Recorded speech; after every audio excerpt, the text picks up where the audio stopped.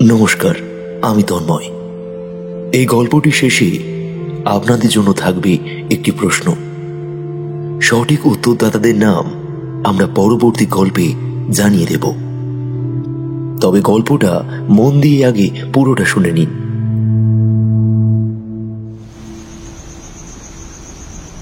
শশীচরণ ভট্টাচার্য তার অভ্যাস মতো সামনে রাখা নসির ডিবে থেকে একটি তুলে নিয়ে নাকে গুঁজলেন।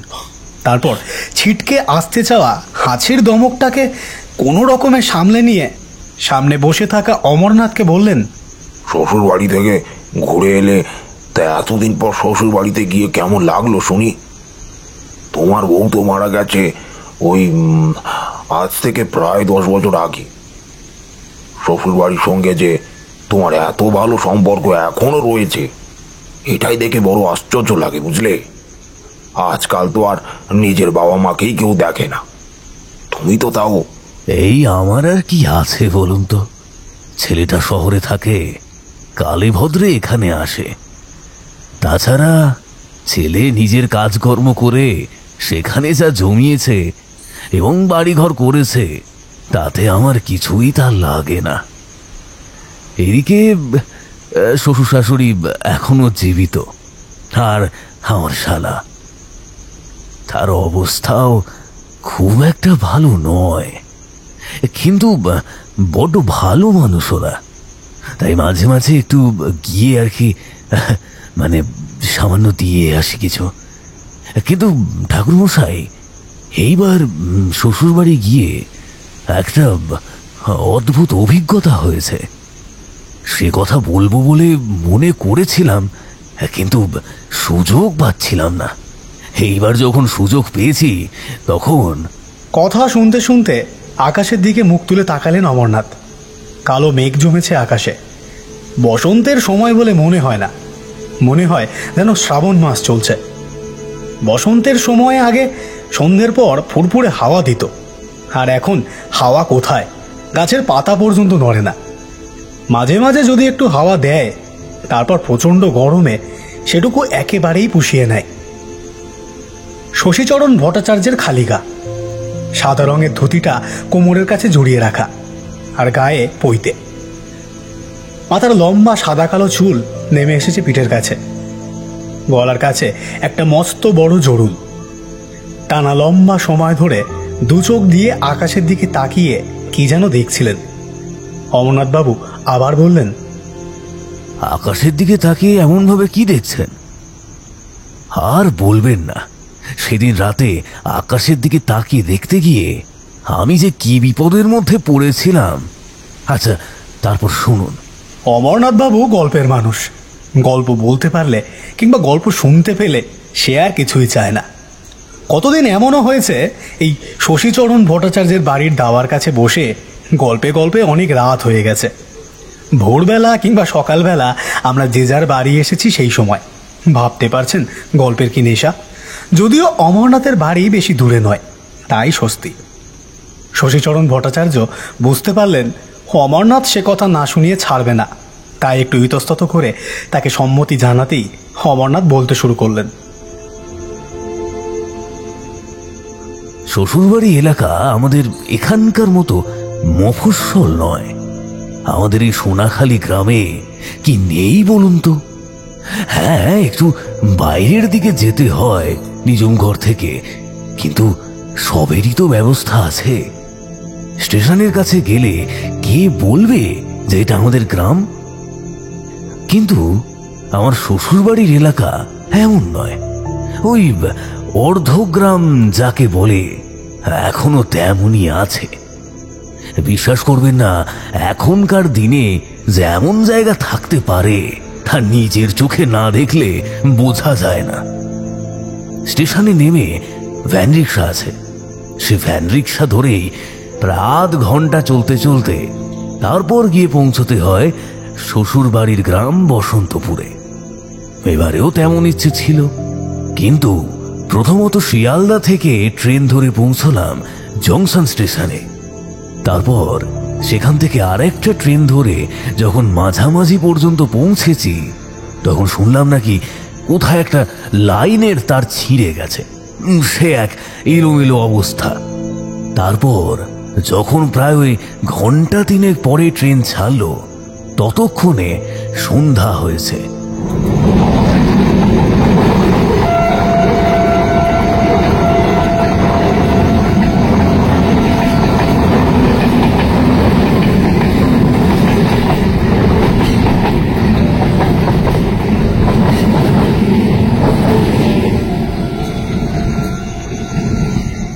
বসন্তপুরে নামতে নামতে প্রায় সন্ধ্যা পেরিয়ে রাতের মুখে পড়ল।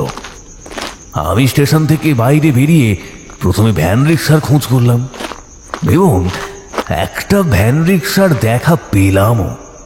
বললাম, কি যাবে নাকি সোনাখালি? লোকটা বেশ অবাক হয়ে আমার দিকে তাকালেন, তারপর বললেন, কি যে বলেন না কর্তা, এখন সোনাখালি পর্যন্ত গেলে ফিরবো কি করে? তাছাড়া ফেরার সময় অত রাতে আর যে কোনো প্যাসেঞ্জার পাবো না। আহা, সে তো বুঝলাম, কিন্তু এখন এতটা পথ যাই কি করে বলো তো? তুমিও তো যাবে নাকি? তা কোন দিকে যাবে তুমি? আমি যাব ওই রথতলা পর্যন্ত, তারপর সেখান থেকে এই ডান দিকের পথ ধরবো। আপনাকে সোনাখালীর গ্রামে যেতে হলে সোনাখালীর মাঠের ওপর দিয়ে যেতে হবে, আর সে পর্যন্ত আমি যাব না। আপনি একাই এত রাতে যাবেন ওখানে? হ্যাঁ, যদি বলেন তাহলে নিয়ে যাই, বলুন। তবে বলে রাখি, ওই মাঠটা কিন্তু ভালো নয়। হ্যাঁ, সোনাখালীর মাঠের কথা যে আমি এর আগে জানতাম না সে কথা নয়। আসলে সোনাখালীর মাঠের ব্যাপারে আমার শ্বশুরবাড়ি এলাকায় অনেক সময় অনেক কিছু শুনেছি, কিন্তু নিজে কখনোই তো কিছু দেখতে পাইনি, তাই সেসব নিয়ে কখনো কিছু ভাবিনি। ভ্যান রিক্সা চালক সেখানকার মানুষ, তাই বললাম, সোনাখালীর মাঠের কোনো কথা তো আমি এর আগে শুনিনি। কেন, কি ব্যাপার বলো তো? কি আছে ওখানে? ভ্যান রিক্সাওয়ালা কি যেন ভাবলো মনে মনে, তারপর বলল, এখান থেকে রথতলা পর্যন্ত যেতে লাগবে আধ ঘন্টা। সেখান থেকে সোনাখালীর মাঠ পেরোতে আরো আধ ঘন্টা সময় লাগবে, তারপর গ্রাম শুরু হয়ে যাবে। আপনি যদি রথতলা পর্যন্ত যেতে চান তাহলে আপনাকে নিয়ে যেতে পারি বাবু, কিন্তু ওই মাঠে আমি নামবো না। হ্যাঁ, ওই দেখুন, আকাশ আবার ফুরফুর করতে শুরু করেছে কিন্তু। হ্যাঁ, এক্ষুনি ঝেড়ে বৃষ্টি আসবে বলে দিলাম। কি করবেন ভাবুন। মনে মনে ভাবলাম সেটাই বোধহয় ভালো হবে। এখন এই স্টেশনের কাছে বাকি গোটা রাতটা কাটিয়ে দেওয়ার চেয়ে ভ্যান রিক্সাওয়ালার সঙ্গে রথতলা পর্যন্ত যাওয়া ভালো। তারপরে যদি সোনাখালীর মাঠে নেমে কাউকে যদি পাওয়া যায়, কারণ রথতলার দিক থেকে সোনাখালী গ্রামের দিকে অনেকেই যাতায়াত করে বলে শুনেছি। বললাম, তাহলে চলো, রথতলা পর্যন্তই আমায় না হয় পৌঁছে দাও, তারপরে সেখান থেকে না হয় বাকি পথটা আমি হেঁটেই চলে যাব। কথা থামিয়ে শশীচরণ ভট্টাচার্য বলে উঠলেন, আচ্ছা, এই সেদিন কি বার ছিল? শনিবার ছিল, কিন্তু এই কথাটা আমার তখন মনে পড়েনি। তাছাড়া আপনি বলেছেন যাত্রার সময় মাঝে মাঝে বাড় লক্ষণ এই সমস্ত দেখা দরকার, কিন্তু কি করি বলুন তো ঠাকুর মশাই, সে সময় এই সব মাথায় ছিল না। ঝট করে ভ্যান রিক্সায় উঠে পড়লাম।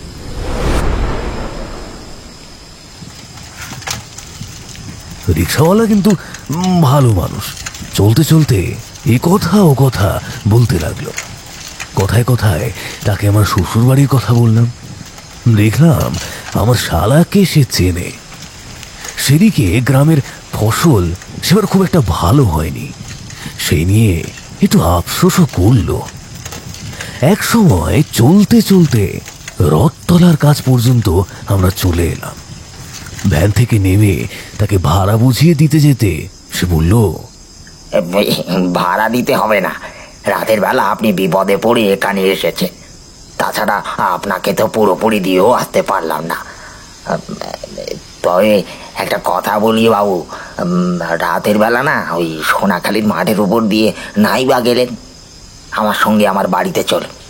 গরিবের বাড়িটা কি হয়েছে, একটা রাত আপনাকে আরামসে আশ্রয় দিতে পারবো। হ্যাঁ, কাল ভোর ভোর আপনাকে ভ্যানে করে সোনাখালীর মানে ওই আপনার শ্বশুর বাড়ি পর্যন্ত একেবারে পৌঁছে দেবো। হ্যাঁ, সত্যি বলছি। অবাক হয়ে গেলাম তার কথা শুনে। আরে না না, থাক থাক, তোমার সঙ্গে যাব না। তবে টাকাটা তুমি নাও। এতটা আমায় কষ্ট করে নিয়ে এলে, ও টাকা তুমি না নিলে আমার কিন্তু খারাপ লাগবে। না নাও, টাকাটা নাও দেখি। হ্যাঁ নাও। জোর করে সে টাকা নিল, কিন্তু যা দিয়েছিলাম তার সম্পূর্ণটা নিল না। আমি সোনাখালীর মাঠে নেমে হাঁটতে শুরু করেছি।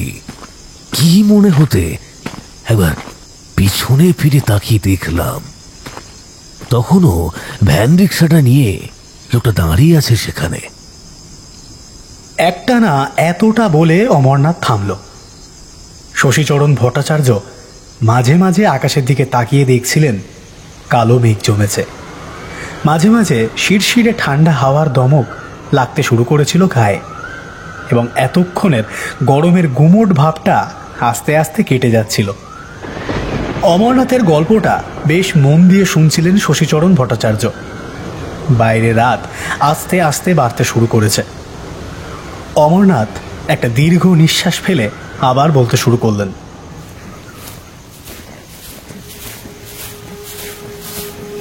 বেশ কিছুক্ষণ পরে ভ্যান রিক্সাটা চোখের সামনে থেকে আড়াল হয়ে গেল।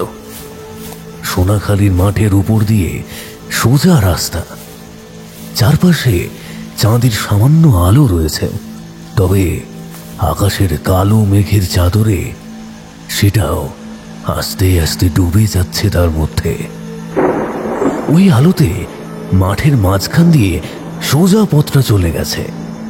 সেই পথ ধরে আমি হাঁটছিলাম। অনেকটা চলে এসেছি, এমন সময় ভ্যান রিক্সাওয়ালার কথা মনে পড়ে বড় হাসি পেয়ে গেল। কোথায় কিছুই তো নেই। মনে মনে কথাটা সবে মাত্র ভেবেছি, এমন সময় হঠাৎ মনে হলো একটা পায়ের শব্দ শুনতে পাচ্ছি আমি, যেন আমার পাশাপাশি কেউ একটা মাঠের উপর দিয়ে হেঁটে চলেছে।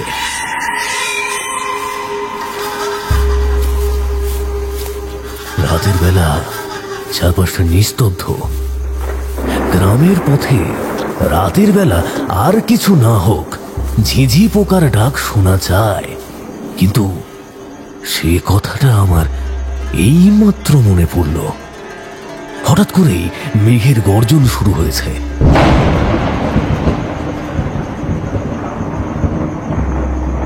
ভ্যানে করে আসার সময় পথের দুপাশে ঝিঝি পোকার ডাক শুনলেও এখন কিন্তু কোথাও কোনো কিছুর ডাক নেই। আর সেই পায়ের শব্দটা আবার শুনতে পেয়ে পিছনের দিকে ঘুরে তাকালাম। না, কোথাও তো কেউ নেই। আমার মনে হলো শব্দটা যেন আমি থামার সঙ্গে সঙ্গেই থেমে গেল। আবার আমি হাঁটতে শুরু করলাম। এখানে একটা কথা বলে রাখা ভালো, গ্রামের ঠিক মাঝামাঝি মাঠের মাঝখান দিয়ে রাস্তাটা নেই। রাস্তাটা আছে মাঠের এক ধার ঘেঁষে।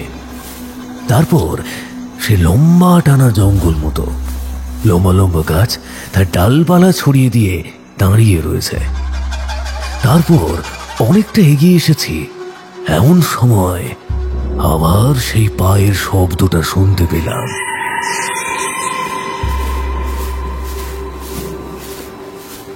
আমার হাতে একটা ব্যাগ ছিল। শ্বশুরবাড়ির জন্য কিছু প্রয়োজনে জিনিসপত্র নিয়ে যাচ্ছিলাম। মনে হলো না তো, কিছু নয় তো। গ্রামের দিকে চোর ডাকাতের উপদ্রব মাঝে মাঝে হয় বলে শুনেছি। যদি এমন কেউ হয়, কিন্তু পেছনে তাকিয়ে আবার কাউকে দেখতে পেলাম না। আমি একটু গলা তুলেই বললাম, সে যদি পিছু নিয়েই থাকো তবে তোমরা আমার জানই নিয়ে নাও। শুধু শুধু আমায় ভাবে ভয় দেখিও না। কথাটা বলার সঙ্গে সঙ্গেই হঠাৎ করে একটা ব্যাপার ঘটে গেল। দেখলাম আমার সামনে মাত্র কয়েক হাত গ্রামের দিকে কে যেন একজন হাঁটতে হাঁটতে এগিয়ে চলেছে। অবাক হয়ে গেলাম। এতটা পথ হেঁটে এলাম, চারপাশে কোথাও কাউকে দেখিনি, তাহলে হঠাৎ করে এইখানে লোকটা আমার সামনে এলো কি করে? আর শব্দটা লোকটার দিক থেকেই ভেসে আসছে। তাহলে হয়তো কারো অন্ধকারের জন্য কোনো কারণে তাকে দেখতে পাইনি। কথাটা ভেবে দ্রুত পা চালালাম সামনের দিকে। লোকটা আমার সামনে এগিয়ে চলেছে আর আমি চলেছি লোকটার পিছু পিছু। চারপাশের শব্দ যেন আস্তে আস্তে কোথায় মিলিয়ে গেল।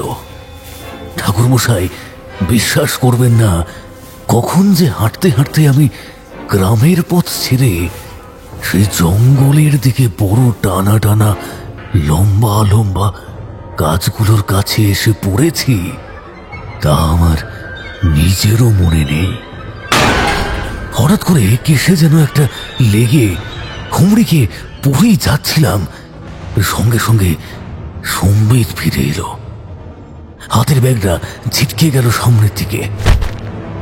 হাতের ব্যাগের মধ্যে নানা জিনিসপত্রের সঙ্গে একটা একটা হনুমানজির ছবি ছিল। আমার শালার হনুমানজি বড় পছন্দের, তাই তার জন্য নিয়ে যাচ্ছিলাম আর কি। ব্যাগটা হাত থেকে ছিটকে গেলে সঙ্গে সঙ্গে সামনের দিকে ফিরে তাকিয়ে আমি যা দেখলাম ঠাকুর মশাই, তা আমি আমার পুরো জীবনেও কখনো ভুলবো না।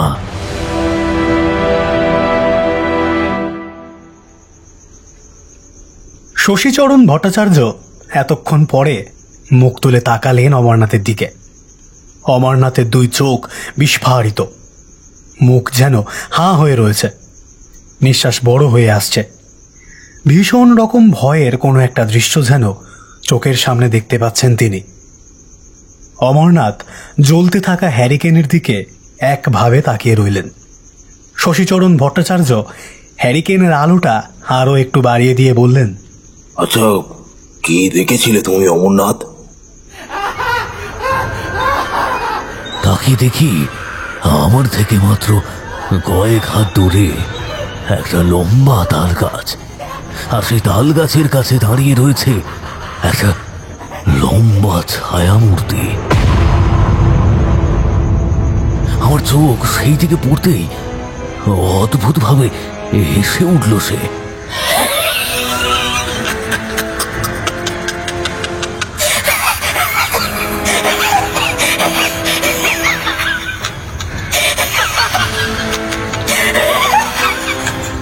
তাছাড়া একাশে দুটো চোখ আর ঝকঝকে দুপাটি সাদা দাঁত। মুহূর্তের মধ্যে যেন চমকে উঠলাম। সঙ্গে সঙ্গে মনে হলো বিশ্রী মরা পচার দুর্গন্ধে চারিদিকে পূর্ণ হলো, এবং সেই গভীর রাতে দেখলাম শকুনি উড়ছে। ভয়ে থো হয়ে দাঁড়িয়ে পড়লাম আমি। বুকটা টিপটিপ করতে লাগলো আমার। তাহলে তাহলে সেই রিক্সা চালক কেন এই রাস্তায় আসতে ভয় পাচ্ছিল? এইবার আমি বুঝতে পারলাম। চোখে স্পষ্ট দেখলাম ডাল গাছ থেকে কেউ যেন নেমে আমার দিকে এগিয়ে আসছে।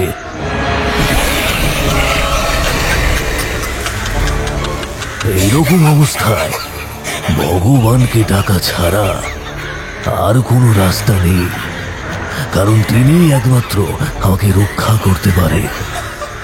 হঠাৎ করেই অদ্ভুত হাসির শব্দে চারপাশটা ভরে ওঠার সঙ্গে সঙ্গে কে যেন বলে উঠল, আজ রাতে বেঁচে গেলি, তবে তবে চিন্তা করিস না, আমি আমি আবার আসবো, আবার। কথাটা বলার সঙ্গে সঙ্গে সেই লম্বা লেখলেখে ছায়া মূর্তিটা দাঁড়িয়ে পড়ল, তারপর আবার পিছনের দিকে চলে গেল। তারপর ঠিক টিকটিকির মতো থর থর করে উঠে গেল তাল গাছের উপরের দিকে। আর ঠিক সেই সময় বিদ্যুতের ঝলকানিতে তাল গাছটা একবার নড়ে উঠল। আর ঠিক তখনই আবার যেন চারপাশে সবকিছু ঠিক হয়ে গেল। মুহূর্তের মধ্যে মনে হলো চারপাশ থেকে ঝিঁঝি পোকার প্রচন্ড ডাকের শব্দ আমার কানের ভিতর তালা ধরিয়ে দিচ্ছে। আমি আর সেখানে বসে থাকতে পারলাম না। কোনো রকমে ব্যাগপত্র গুছিয়ে দিয়ে উঠে দাঁড়িয়ে কিভাবে যে সেই জঙ্গল থেকে সোনাখালির মাঠ পর্যন্ত এসে পড়েছিলাম আমি আমি নিজেও জানি না। তারপর সোনাখালির মাঠ পেরিয়ে টলতে টলতে কোনো রকমে গ্রামের প্রথম বাড়িটার কাছে গিয়ে জ্ঞান হারিয়ে ফেলেছিলাম।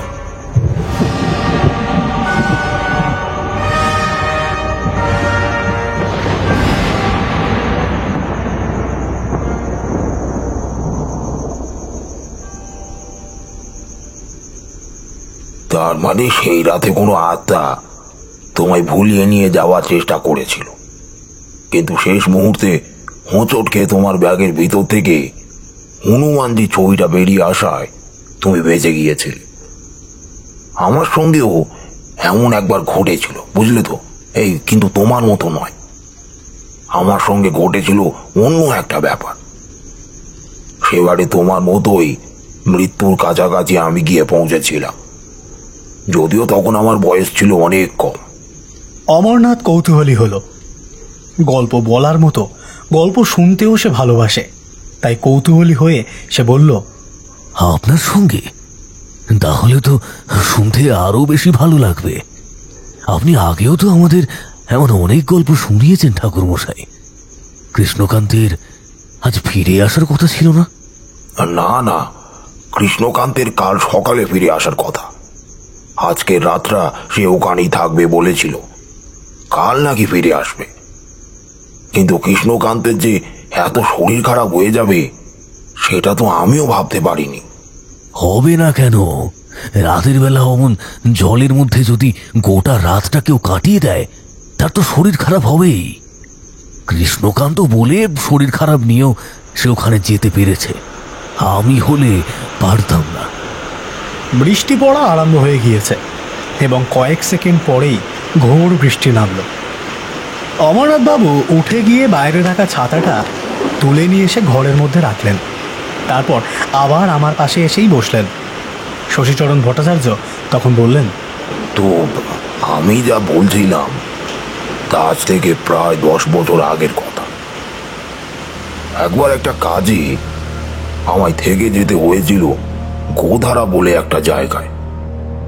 আমি তোমার মতন হাঁটা পথে যাইনি, গরুর গাড়ি নিয়েছিলাম। আমার সঙ্গে ছিল গরুর গাড়ির এক চেনা গারোয়ান রামচরণ, আর তার সঙ্গে ছিল গ্রামের একজন লোক, তার নাম সদাশিব। আমরা 3 জন মিলে সন্ধ্যার দিকে রওনা দিয়েছিলাম গোধারায় যাওয়ার জন্য। ভবানীপুর থেকে গোধারা যেতে গেলে পরপর 3টে গ্রাম পড়ে, ত্রিধাল, নৈনিগড় আর হাড়ভাঙি।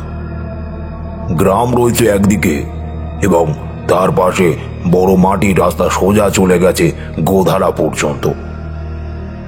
তবে তার ডান হাতে রয়েছে চাষের জমি, কখনো জঙ্গল, কখনো ডোবা। আসলে পথে দুপাশের দৃশ্য দুরকম।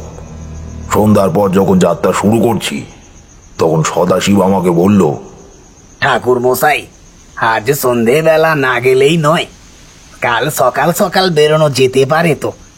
তাছাড়া এই গোধারাতে যারা আপনার জন্য অপেক্ষা করছে তারা আর একটা দিন অপেক্ষা করলে কি সত্যি কোনো বিপদ হবে? আজ শেষ রাতের মধ্যেই ওখানে গিয়ে পৌঁছানো দরকার। আমার কাছে যখন খবর এসেছে তখন অবস্থা নাকি ভালো নয়। আজকে রাতটা অপেক্ষা করতে মন চাইবে না সদাশিব। তোমার যদি আপত্তি থাকে যেতে, তাহলে আমি একাই যাচ্ছি। আমার সঙ্গে রামচরণ থাকলেই হবে। কোনো চিন্তা করবেন না ঠাকুর মশাই, এই আমি যখন আছি আপনাকে ঠিক গোধারায় কাল ভোরের আগে পৌঁছে দেব, একদম কোনো চিন্তা করবেন না। এটা আপনি কি বলছেন ঠাকুর মশাই? আমি আপনাকে একা ছেড়ে দেব? না না, সেটা হয় না, আমি আপনার সঙ্গেই যাব। আসলে ঠাকুর মশাই, এই রাতের বেলায় এই পথ ভালো নয় বলেই আমি শুনেছি, তাই আপনাকে বললাম। তার উপর আজ অমাবস্যার রাত। সেদিন ছিল অমাবস্যার রাত। অন্য সময় হলে আমি হয়তো বেরোতাম না, কিন্তু গোধারায় যে পরিবার থেকে আমায় ডেকে পাঠানো হয়েছিল তাদের সঙ্গে আমার চেনাশোনা ছিল। অনেক দিন ধরে তাদের বাড়ির ছোট ছেলের অবস্থা খুবই খারাপ, তাই তারা লোক দিয়ে আমায় ডেকে পাঠায় সেদিন বিকেলে। লোক বিকেলের মধ্যেই চলে গিয়েছিল। আসলে সেই লোক আর ফিরে গোধারায় যায়নি, সে খবর দিয়ে অন্যত্র বেরিয়ে গিয়েছিল। না হলে আমি তার সঙ্গেই যেতে পারতাম, কিন্তু গরুর গাড়ির ব্যবস্থা আর সব কিছু করতে করতে সন্ধ্যা হয়ে গেল। তারপর এক সময় মা কালীর নাম করে আমি সদাশিব আর রামচরণকে নিয়ে বেরিয়ে পড়লাম গ্রামের পথ ধরে।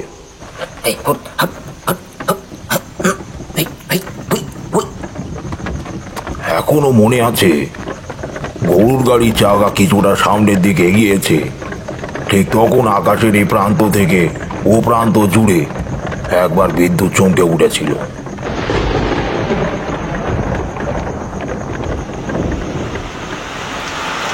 অমরনাথ একভাবে শুনে চলেছিল। শশীচরণ ভট্টাচার্য যেন পুরনো দিনের কথা মনে করতে গিয়ে কিছুক্ষণের জন্য থামলেন আর আকাশের দিকে তাকিয়ে রইলেন। যেন মনে হলো ঠিক সেই রাতের মতো আজকেও কালো মেঘ জমা আকাশের এক প্রান্ত থেকে অন্য প্রান্তে একবার যেন বিদ্যুৎ চমক দিয়ে উঠল, কিন্তু কোনো শব্দ হলো না। যখন গরুর গাড়ি চলতে যখন শুরু করলো তখন প্রথমে আমার কিছুই মনে হয়নি। গ্রামের পথ ধরে ধীর গতিতে গরুর গাড়িটি চলেছে। একদিকে গ্রাম আর একদিকে ফাঁকা ধানের জমি। যতদূর পর্যন্ত চোখ যায় ততদূর পর্যন্ত ধানের জমি চোখে পড়ে অন্ধকারে। একেতেই অমাবস্যার ঘুরঘুরে অন্ধকার, তাই শুধু একবার বিদ্যুৎ চমকেছিল বলে ধানের জমিতে আমার চোখ পড়েছিল। তারপর সবকিছু আবার অন্ধকারে ডুবে গেছিল। রামচরণের কাছে একটা হ্যারিকেন ছিল। এই হ্যারিকেনের আলোতে সামনের দিকের পথ সামান্যটুকু দেখা যাচ্ছে। সদাশিব রামচরণের ঠিক পিছনে, আর আমি বসেছি আরো পিছনের দিকে। মনটা কেমন যেন বারবার শঙ্কায় ডুবে যাচ্ছিল। যে কারণে যাচ্ছি তা করতে পারবো তো? মনে মনে মা কালীকে ডেকে বারবার একটা কথাই ভেবে চলেছিলাম। তখন মনে হয় গ্রাম পেরিয়ে এসেছিলাম। কোন গ্রাম সেটা ঠিক মনে পড়ে না। যাই হোক, একবার মুখ তুলে বাইরের দিকে তাকিয়ে দেখলাম বাইরে ঝিরিঝিরি করে বৃষ্টি হতে আরম্ভ করেছে। গরুর গাড়ি ছোঁয়ের ভিতরে আরো ভালো করে নিজেকে পিছনে গুছিয়ে নিতেই তখন বুঝতে পারলাম সদাশিব ঘুমিয়ে পড়েছে। সদাশিব, আরে ও সদাশিব, আরে ঘুমিয়ে পড়লে নাকি? হ্যাঁ, অনেকক্ষণ আগেই তো ঘুমিয়ে পড়েছে মনে হয়। সদাশিব দাদা আজ সারা দুপুর মাঠের কাজ করেছেন, এমনিতেই তো ক্লান্ত হয়েছিল। এখানে না এলে তো এই সন্ধ্যার পরেই সদাশিব দাদা ঘুমিয়ে পড়তো। মনে মনে একটু খারাপ লাগলো। এ আমার জন্য সদাশিব এমন ভাবে অস্বস্তিতে পড়েছে যে এখানে এসে আমার জন্য তাকে এইভাবে গরুর গাড়িতে ঘুমোতে হচ্ছে। রামচরণ কিন্তু এ কথা ও কথা বলতে লাগলো, কিন্তু যত গরুর গাড়ি এগোচ্ছে তত যেন একটা অদ্ভুত অস্বস্তি আমার চারপাশ থেকে ঘিরে ফেলতে শুরু করেছিল। কেমন যেন একটা অস্বস্তি হচ্ছিল, কোথাও কিছু একটা হতে চলেছে। বাইরে ঝিরি ঝিরি বৃষ্টি হচ্ছে। রামচরণ তার মাথায় একটা ছোট্ট প্লাস্টিক নিয়ে ঢাকা দিল। গরুগুলো পথ চলতে চলতে মাঝে মাঝে শব্দ করছে, আর গরুর গলার ঘন্টাগুলো টুংটাং করে শব্দ হয়ে চলেছে। গোধারা গ্রামে সেই বাড়ির কথা ভাবতে ভাবতে কখন যেন আমারও দু চোখ লেগে এসেছিল। হঠাৎ করে একটা জাগুনিতে বোধহয় আমার ঘুমটা ভেঙে গেল। চোখ খুলতেই বুঝলাম কখন যেন গরুর গাড়িটা থেমে গেছে। ঘন্টা শব্দ আর হচ্ছে না। বাইরে ঝমঝম করে বৃষ্টি পড়ছে। সদাশিব আমার গায়ের এক পাশে হেলান দিয়ে সেই সময় ঘুমোচ্ছে। কিন্তু এত জোরে যখন বৃষ্টি হচ্ছে, তখন রামচরণ কোথায় গেল? বাইরের হ্যারিকেনটা তখন নিভে গেছে। আরেকটা হ্যারিকেন ভিতরেই ছিল। দেশলাই বের করে হ্যারিকেনটা জ্বালিয়ে ফেললাম। এদিক ওদিক তাকিয়ে গরুর গাড়িতে কিন্তু কোনোভাবেই রামচরণকে আমি দেখতে পেলাম না।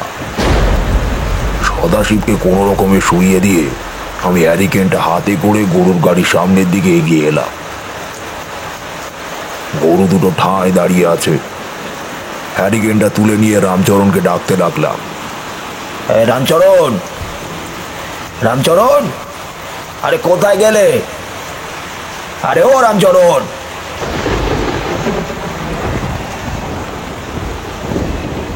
কোনো সাড়া নেই। বাইরের বৃষ্টির শব্দের মধ্যে অন্য কোনো শব্দও শোনা যায় না।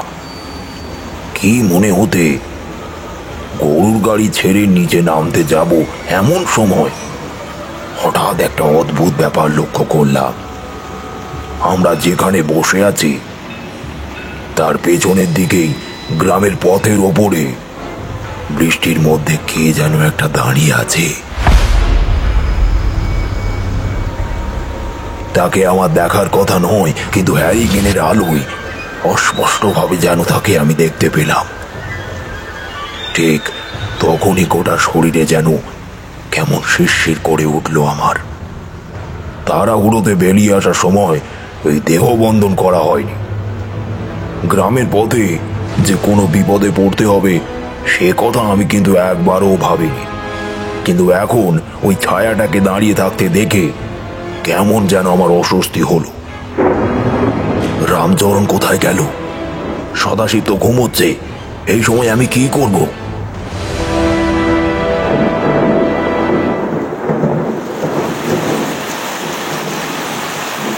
কথাগুলো শুনতে শুনতে অমরনাথ অবাক হয়ে তাকিয়েছিল।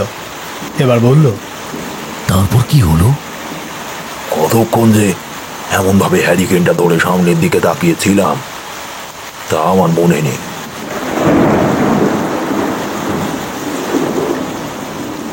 হঠাৎ করেই সেই সময় বিদ্যুৎটা চমকে উঠেছিল, আর তখনই আমি দেখতে পেলাম গরুর গাড়ির পিছনের দিকে আমি যেদিকে তাকাচ্ছি সেদিকে কোথাও কিছু নেই।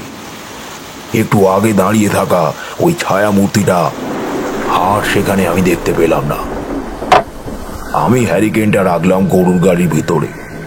তারপর সেই বৃষ্টির মধ্যেই গাড়ি থেকে নামার জন্য উদ্যোগ করছি, এমন সময় একটা গোঙানির মতো শব্দ শুনতে পেয়ে পিছনে তাকিয়ে দেখি সদাশিব কখন যেন উঠে বসেছে।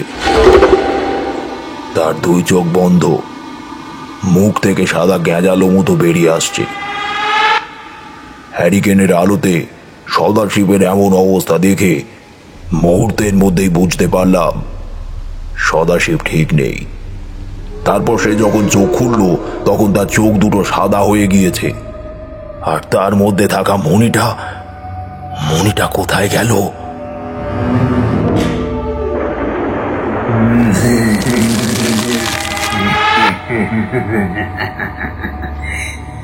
সদাশিব তার নিজের ঘাটটাকে কিরকম বেঁকিয়ে আমার দিকে দেখতে লাগলো। তারপর উঠে দাঁড়িয়ে হাত দুটো নিজের মুখের কাছে আনলো।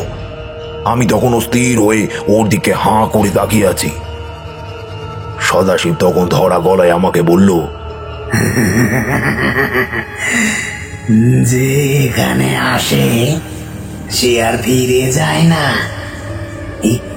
এমন এক জায়গায় যেখানে যেখানে মৃত মানুষের বন্যা হয়, তোকে নিয়ে যাব আমি সেখানে।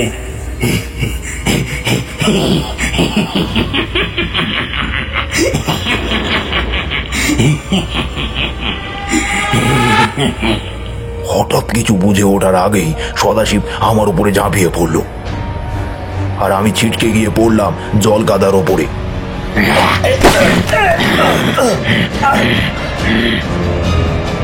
এক মুহূর্তের জন্য হতভম্ব হয়ে গিয়েছিলাম, আর তারপরই দেখতে পেলাম সদাশিব মাটি থেকে উঠে হঠাৎ করে পথের এক পাশে অন্ধকারের মধ্যে নেমে গেল। আমি পড়লাম বিপদে। রামচরণ নেই, আর সদাশিব কোথায় চলে গেল? আমি এই মুহূর্তে কি করব? মনে মনে মা কালীকে স্মরণ করতে করতে সামনে এগিয়ে গিয়ে দেখি গরু দুটো ঠায় দাঁড়িয়ে বৃষ্টিতে ভিজছে। গলার ঘন্টা দুটো একবার নাড়া দিয়ে ওরা বাজালো, যেন আমায় বলতে চাইলো ওরা আমার সঙ্গে আছে। কিন্তু কিন্তু ওরা আমার সঙ্গে থাকলে কি হবে? গরুগুলোর গায়ে হাত রেখে কি করব আমি সেই সময় ভাবছি। এমন সময় দেখে উড়মুড় করে পথের ওপর দিয়ে কে যেন গাড়ির দিকে এগিয়ে আসছে। আমি তো ভয় পেয়ে গিয়েছিলাম, আবার যদি কেউ গায়ের ওপরে এসে পড়ে তাহলে তো হয়েই গেল। তবে না, অন্য কেউ নয়, এ তো রামচরণ, মাথায় তার গামছাটা জড়িয়ে রাখা। সে আমায় দেখতে পেয়ে বৃষ্টির মধ্যে সামান্য হেসে বলল, আর বলবেন না ঠাকুর মশাই, জাজর পায়খানা পেয়েছিল যে কি বলবো। দেখলাম আপনারা ঘুমোচ্ছেন, তাই এই গাড়িটাকে একটু দাঁড় করিয়ে দেখে ওই পথের একটু পাশে গিয়ে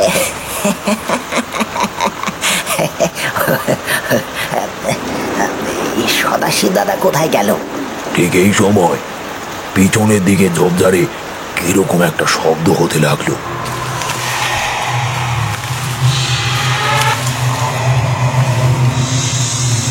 পিছনে তাকিয়ে দেখি অন্ধকারে মাঠের দিক থেকে হামাগুড়ি দিয়ে একটা ছায়া মূর্তি এগিয়ে এলো, আর তাকে দেখেই রামচরণ এত ভয় পেল যে সে ছিটকে পথের পাশে নেমে গেল, আর সেখান থেকেই বলল, তাড়াতাড়ি তাড়াতাড়ি চলে আসুন ঠাকুর মশাই। ওটা কি ওখানে? ওটা কি? রামচরণ নিচে নেমে গেছিল। আমিও আর কি করব তা বুঝতে না পেরে আমিও নিচের দিকে নেমে গেলাম। তারপর রামচরণ যেদিকে এগিয়ে যাচ্ছে সেই দিকে আমি হাঁটতে হাঁটতে এগিয়ে গেলাম। রামচরণ কি যেন বলছিল, আমি কিছুই বুঝে উঠতে পারলাম না। বেশ খানিকটা হাঁটতে হাঁটতে চলে এসেছি, এমন সময় হঠাৎ করে মনে হলো রামচরণ আমার সামনে নেই। বুকের ভিতরে আরো একবার যেন বিদ্যুৎ চমকের মতো একটা কথা মনে পড়ে গেল। রামচরণের মুখটা অন্ধকারে আমি তো ভালোভাবে দেখতে পাইনি, খালি ওর কণ্ঠ শুনতে পেয়েছিলাম। এই কথাটা মনে মনে ভাবছি এমন সময় আমার চারপাশে কে যেন খল খল করে হেসে উঠল।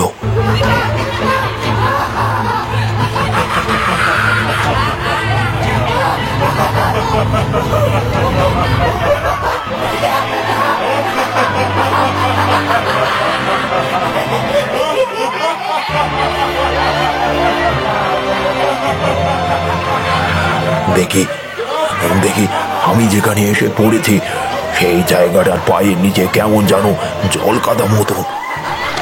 সেই জল কাদার মধ্যে আমার পা তখন আস্তে আস্তে ঢুকতে শুরু করেছে।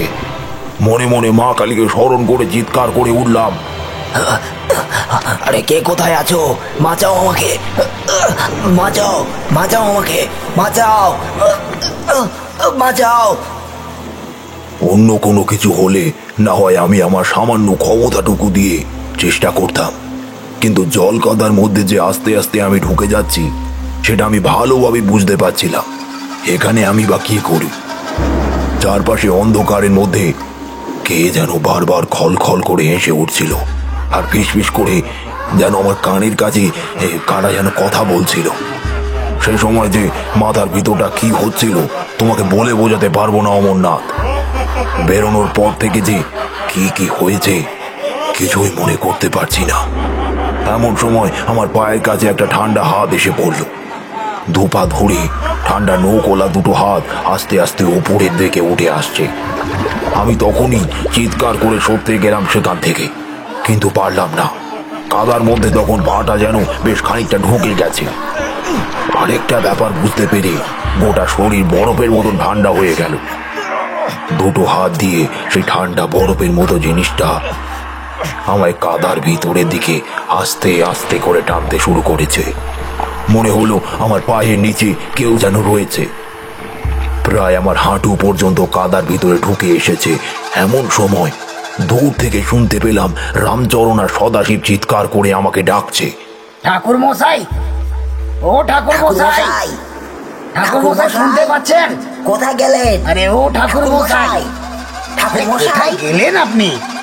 ঠাকুর মশাই, প্রায় আমার হাঁটু পর্যন্ত কাদার ভিতরে ঢুকে এসেছে।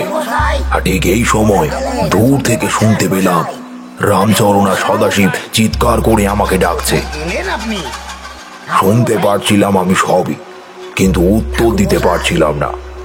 প্রায় আমার গোটা শরীর ঠান্ডা হয়ে গেছিল। তবুও কোনো রকমের শরীরের সমস্ত শক্তি একত্র করে চিৎকার করে বলে উঠলাম, আমি এখানে, আমি এখানে রামচরণ, সদাশিব, সদাশিব বাঁচাও আমাকে, ওরে আমাকে এখান থেকে বাঁচাও।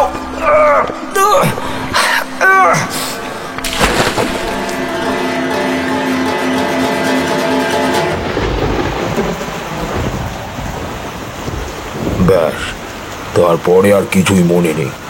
শুধু মনে পড়েছিল ঠান্ডায় কাঁপতে কাঁপতে আমি সেই জল কাদার মধ্যেই ধরপড় করে পড়ে গিয়েছিলাম। একবার মুখ তুলে শশীচরণ ভট্টাচার্য তাকালেন বাইরের দিকে। বাড়ির সামনে একটা ছোট্ট উঠোন, সেটা পেরিয়ে গেলে গ্রামের পথ। এখন গ্রামের কথা না বলাই ভালো, কারণ ইটের উপর পাথর বসিয়ে সেখানে পিচ ঢালা রাস্তার কাজ শুরু হয়েছে। সে পথ দিয়ে হঠাৎ করে কে যেন একটা ছাতা হাতে ধরে হেঁটে এসে দাঁড়ালো বাড়িটার সামনে। ঘুটঘুটে অন্ধকারে তাকে দেখে শশীচরণ ভট্টাচার্য বললেন, কে ওখানে? ওখানে কে? বাইরের অন্ধকার থেকে কে যেন সাড়া দিল, আমি কার্তিক ঠাকুরমশাই, একটা খবর দিতে এলাম। বলেছিলেন না ওই আমাদের স্টেশনের কাছে যে নতুন ব্যাংকের শাখাটা হয়েছে, সেখানে নাকি একটা নতুন লোক আজকে আসার কথা আছে। তা খবর পেয়ে জানলাম আজ সন্ধ্যেবেলায় তার আসার কথা ছিল, কিন্তু ট্রেন লেট করায় তা ফিরতে ফিরতে রাত হতে পারে।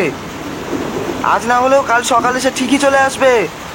স্টেশনের কাছে যে নতুন ব্যাংকের শাখাটা হয়েছে সেইখানে ব্যাংকেরই কোনটি ছিল আমাদের এই পটলপুরের আশেপাশে, সেটাও এবার হয়ে গেল। কি বলেন ঠাকুরমশাই? শশীচরণ ভট্টাচার্য কেমন যেন চিন্তিত মুখে তাকিয়ে রইলেন বাইরের দিকে। ততক্ষণে কার্তিক ভিতরে এসেছে। কি চিন্তা করছেন ঠাকুরমশাই? প্রতিবার যখন বাইরে থেকে গ্রামে কেউ আসে তখনই আমার চিন্তা হয়। সন্ধ্যা নামার পরই সেখানকার দোকানপাট সব কিছু বন্ধ হয়ে যায়। তাই ব্যাংকে যিনি নতুন এসেছেন তাকে এই গ্রামের দিকেই থাকতে হবে। এটাই হলো সবচেয়ে বড় চিন্তা। কেন ঠাকুরমশাই? সামান্য একটা ব্যাপার নিয়ে আপনি এত কিছু ভাবছেন কেন, সেটাই তো বুঝতে পারছি না। আমার মনটা ঠিক ভালো লাগছে না, কিন্তু কেন সেটা আমি জানি না। মনে হচ্ছে পটলপুর গ্রামে আবার কিছু একটা হতে চলেছে। অনেক দিন তো হলো গ্রাম শান্ত হয়ে আছে, এদিকে আবার কৃষ্ণকান্তের শরীরটাও খারাপ। গ্রামের নতুন একজনের আগমন, বুঝতে পারছো না তুমি? তাছাড়া আকাশের অবস্থাটা দেখো ভালো করে। শশীচরণ ভট্টাচার্যের কথায় ওরা দুজনেই আকাশের দিকে তাকালো। আর ঠিক তখনই বুঝতে পারলো ব্যাপারটা। গোটা আকাশ অদ্ভুত একটা কালো মেঘে ঢাকতে শুরু করেছে। আর সবচেয়ে অদ্ভুত ব্যাপারটা হলো কালো মেঘটুকু যেন এই রাতের বেলাতেও শুধু পটলপুর গ্রামের ওপরেই ছড়িয়ে আছে বলে মনে হচ্ছে। এমন সে জীবনে মাত্র একবারই দেখেছিল, আর তারপরই নেমে এসেছিল অন্ধকার। ঠাকুরমশাই, তার মানে আপনি বলতে চাইছেন পটলপুর গ্রামে আবার কিছু একটা হতে চলেছে। সেইবারে তো গ্রামে নতুন একজন এসেছিল, মানে বাইরে থেকে, আর এইবারেও। কাল সকাল না হওয়া পর্যন্ত তো কিছুই বলা যাবে না। তাছাড়া কৃষ্ণকান্ত কাল ফিরবে। কৃষ্ণকান্ত ফিরলে তাকেই খোঁজ খবর নিতে পাঠানো যাবে। এখন তোমরা চুপ করে বসো। বলছি কার্তিক, তুই বাড়ি যাবি তো? ঠিক আছে, তাহলে তুই একবার অমরনাথকে সঙ্গে করে নিয়ে যাস। গল্পের বাকিটা অংশ তাহলে বলি। কার্তিক আমাদের সাথে এসেই বসলো। বাইরের বৃষ্টি তখন ধরেছে, তবে মেঘের গর্জন আর তার সাথে ঠান্ডা বাতাস একভাবেই বয়ে চলেছে। অমরনাথবাবু বললেন, হ্যাঁ হ্যাঁ ঠাকুর মশাই, বলুন বলুন, বাকিটা বলুন।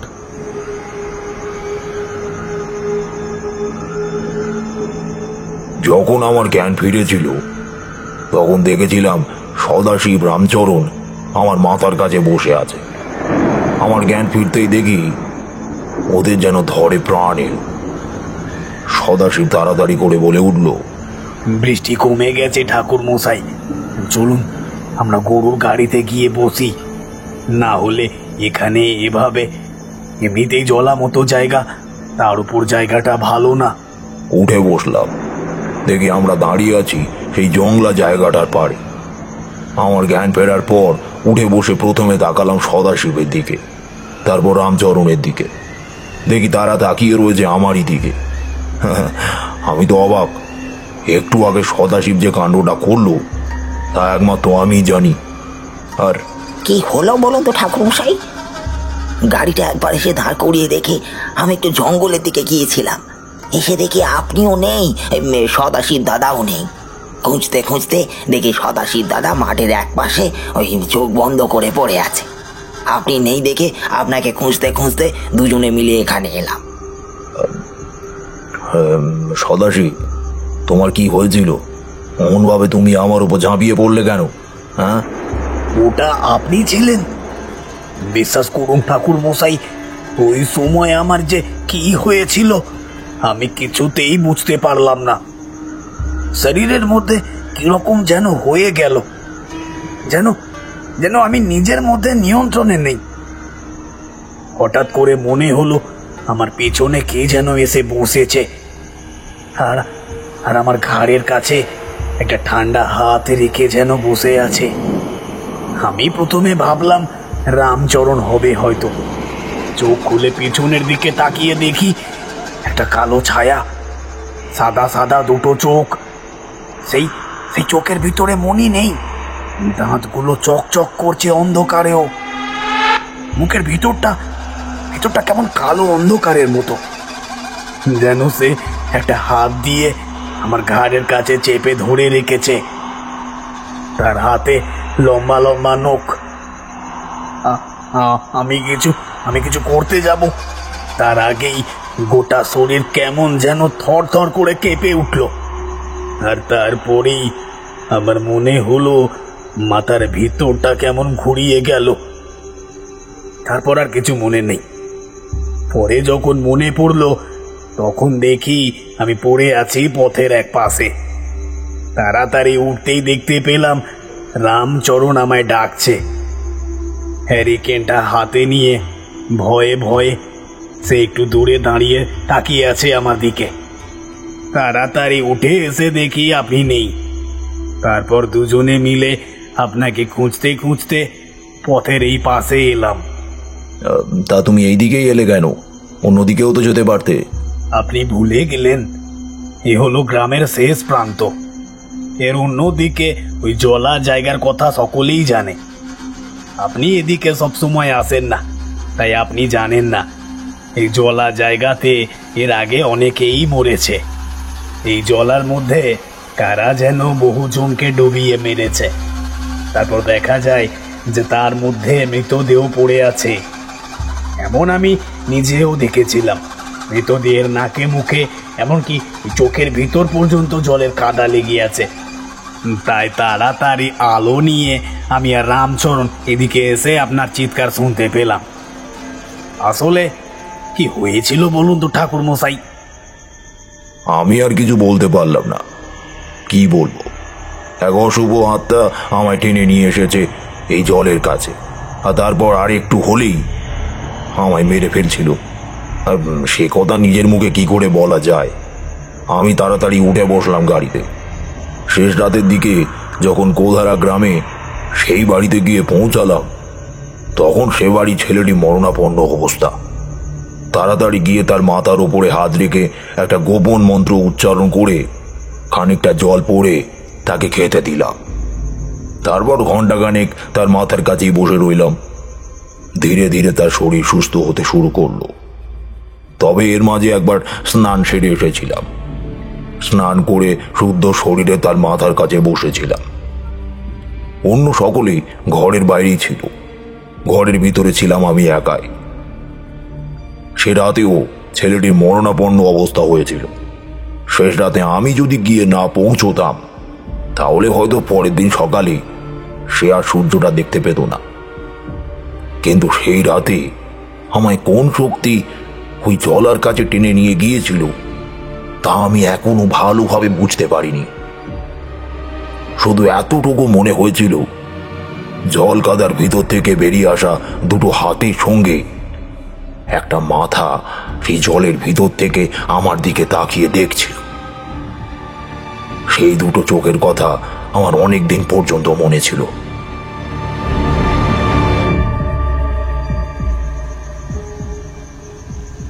শশীচরণ ভট্টাচার্যের কথা শুনতে শুনতে অমরনাথের মনে হলো বুকের ভেতরটা তার শিরশির করে উঠেছে।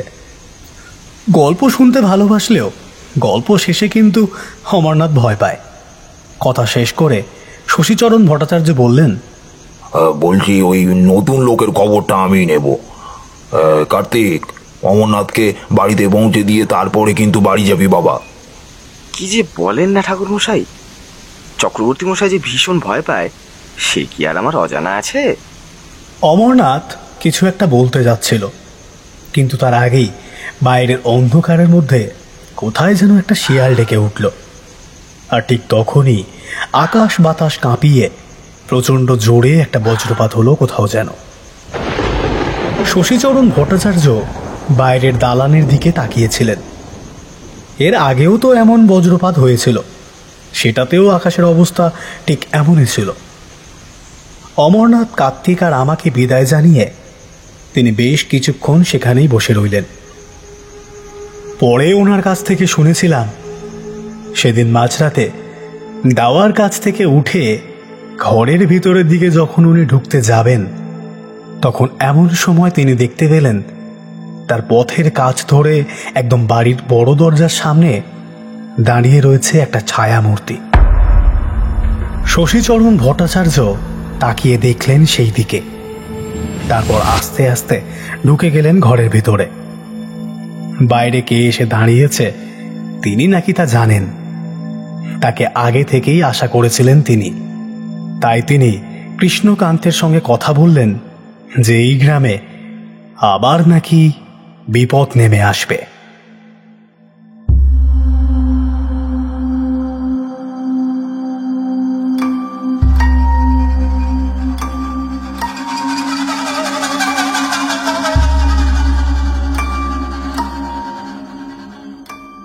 আজ আপনাদের জন্য যে প্রশ্নটি রয়েছে সেটি হলো, অমরনাথের শ্বশুরবাড়ি কোথায়? যারা উত্তর দেবেন তারা নিজের নাম ও কোথায় থেকে শুনছেন আমাদের গল্প তা কমেন্ট করে নিশ্চয়ই জানাবেন। আজ শুনছিলেন আমাদের গল্প সুকান্ত দাসের লেখা ঝড়ের রাতে সোনাখালীর মাঠে। আজ গল্প পাঠে ছিল তন্ময়, বিভিন্ন চরিত্রে ছিল সুমন, পিয়াংশু, সৌম। পোস্টার ডিজাইন করেছেন দীপক, সাউন্ড ডিজাইন ও এডিটিংয়ে তন্ময়। আর হ্যাঁ, গল্পটি কেমন লাগলো তা কমেন্ট করে নিশ্চয়ই জানাবেন। ভালো লাগলে একটা লাইক করে দেবেন এবং আরও নতুন নতুন নানান ধরনের গল্প শুনতে চাইলে আমাদের চ্যানেলটিকে সাবস্ক্রাইব করে বেল বাটনটি অল অপশনে সেট করে নেবেন। ভালো থাকবেন, ধন্যবাদ।